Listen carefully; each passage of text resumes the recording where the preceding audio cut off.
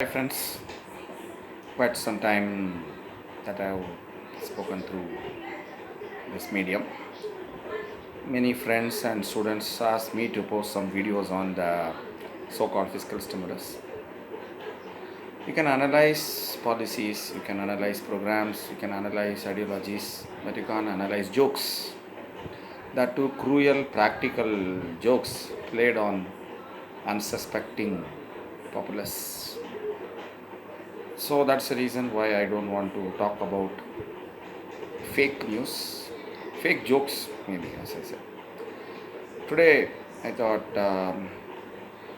one man who specializes in all this, Mr. Trump, Donald Trump, has announced that yesterday, announced that he is withdrawing from the Open Skies Treaty.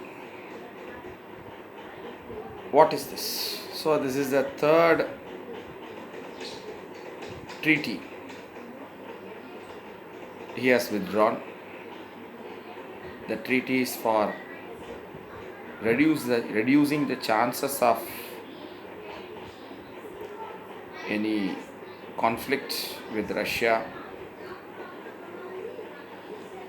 Most of them have been signed during Cold War. Any inadvertent, accidental, because it can be catastrophic. Last year, he withdrew from the Intermediate Range Nuclear Forces Treaty. This Open Skies Treaty allows for unarmed surveillance over other countries. There are around 34 members, including US, UK, Canada, almost all the European countries, Russia, its former Soviet republics like Kazakhstan. So it's a kind of a treaty to build trust, confidence, to reduce any transparency, to increase transparency. With a short notice, US can undertake surveillance of any place in Russia. Same thing Russia can do over NATO countries or with US. Unarmed surveillance, not necessarily drones. Pilot can be there, but the aircraft should not have any missiles or any other weapons. So it's essentially to prevent any mobilization of large scale troops or mobilization of advanced weapons like missiles near the flashpoints. US as usual accuses Russia that Russia is not allowing unhindered access, particularly in some areas of Georgia, Abkhazia and South Ossetia, which Russia recognizes them as independent countries from Georgia, and also in some places in Crimea and also in Kaliningrad, which is a small enclave of Russia in Germany, north of Germany. But Russia says these are all technical issues, could be misunderstandings, and Russia is allowing unfettered access. Whatever it is, even Russia's NATO allies and non-NATO allies like Ukraine are also not happy with this decision by US. Because as I said, surveillance helps the chances of any conflict. Open surveillance with very less time notice, they can survey, including military exercises, etc. There is one more the biggest of all the Cold War era treaty is START, Strategic Arms Reduction Treaty, signed in 91, which expired in 2011. But before that, one more treaty has been signed when Obama was the president, and it came into force in 2011. This treaty keeps the level of warheads to 1,550 on either side, US and Russia. So that treaty is also expires in January 2011, 26 January 2021, 10 years from the date from it entered into force. So it also has to be extended. This is the most important treaty. So deployable warheads, of course they can keep other things, It doesn't include tactical weapon, tactical delivery systems. Only strategic bombers and missiles are included in this treaty. But whatever it is, at least they've already agreed on START 2, but it was never signed. They were supposed to start negotiations for START 3, which never happened. So the arms now Russia is not only the only major threat to US. China is also fastly modernizing its armed forces, its navy, its missiles, its submarine force, long range bombers, everything. So another arms race is in the offing, but of course we cannot stop it from here, sitting from. Why does Trump has taken this measure now at this present juncture? One is a classic case of diverting the attention from the complete utter failure from combating COVID-19. Still number of cases, new cases in US are 25 to 30,000 every day. Still people are dying in large numbers, unacceptably large numbers.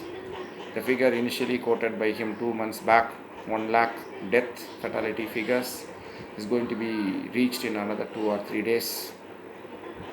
Maybe to divert attention. Similarly, in India also there is an attempt to divert attention from the gross mishandling of both the response to COVID-19 and the migrant laborer issue by creating artificial fuss over Chinese incursions in Ladakh and Sikkim. So these are all sponsored media leaks by the government to divert attention, which to some extent with the help of their media, they are also succeeding. That could be one reason why Trump is doing that. But another reason could be the first victory of Trump 4 years back was marred by allegations that Russia helped him in his victory. So maybe he wants to show that Russia is no more his ally. So he's taking some steps which could be seen as against Russia and Putin. Maybe he wants to show that he's an assertive president who wants to protect the American interests at any cost against both Russia and China. But more thing is more domestic. More and more the chances of re-election of Trump are receding due to his inept handling of COVID-19. Yes, 2 days back he has said that he is already taking that anti-malarial drug, about which I posted a video a long time back. And crucial swing states, Joe Biden, without doing anything, is leading. Overall, nationally, is leading now by 7-8 points. And even in crunch states, swing states like Ohio, like Georgia, like Penn State, even in Florida, which is very normally strongly Republican, Michigan, Joe Biden is leading. Even in the head of the Bible Belt, like the Cow Belt in India, Bible Belt in US, Texas, the lead for Trump is reduced to now to less than 3 percentage points. So there may be jitters in the Trump camp that before this coronavirus goes away, his support base will erode. His crucial evangelical white male support base is very strong, intact. That's why he's still leading in most of the Midwest and in the South. But above 65, old age group, his support is eroding. This age group is solidly supported him during the last presidential election. And the white women who strongly supported him against Hillary Clinton, another white women in the last election, now also surprisingly deserting him. Maybe all because of the way he's too eager to reopen the economy without concerning about the health which would affect the old people above 65 and women much more. Probably nobody knows the reason for that. So they are moving away from Trump in droves. Though they may not vote for Joe Biden, they will stay away from the when the voting day comes, D-Day comes. But the thing is, I've already talked about it. There are some thoughts in the Trump camp about even postponing the November election with the help of a pliable Supreme Court. Again, the same thing is happening in US like what is happening in India. So they may even try that. Kitchener, who is the man who has completely mishandled West Asia for Mr. Trump. Trump's own son-in-law is already said we are open about it. Though Trump has not said so far anything, though it's very difficult. But they may try that. The other thing they may try that also, they may not even accept the election results also. They may challenge it in the Supreme Court, which is again Trump has put his men in US Supreme Court. That is also another possibility, whether they can try to postpone the elections, or if the elections take place and they lose, they may not accept the verdict, because the new US president will be sworn in only by January, though the elections will be over in November, 2 months later. So a lot of potential for doing some mischief is also there. So all these are possible, and Sir Donald Trump has been repeatedly threatening to put the former President Barack Obama and his vice president, and who is going to contest against him in this election, Joe Biden, behind bars. Again, no wonder from what you are seeing in India, where if you try to arrange buses to take migrant laborers, then you will be thrown in jail and will be called as anti-national also. And you can, though they are walking, the government doesn't care a damn. And if you arrange buses, then you'll count it and say it is not 1,000, it is only 999, and therefore you have failed in your promise. So the same kind of situation could also arise in US. The complete erosion of all democratic values, complete disregard to the plight of the people, totalitarian tendencies, the subversion of institutions like Supreme Court and the independent mechanism for conducting elections. Already many Republican ruled states are planning for removing pro-democratic supporters like colored people from the franchise. So all these are happening in US.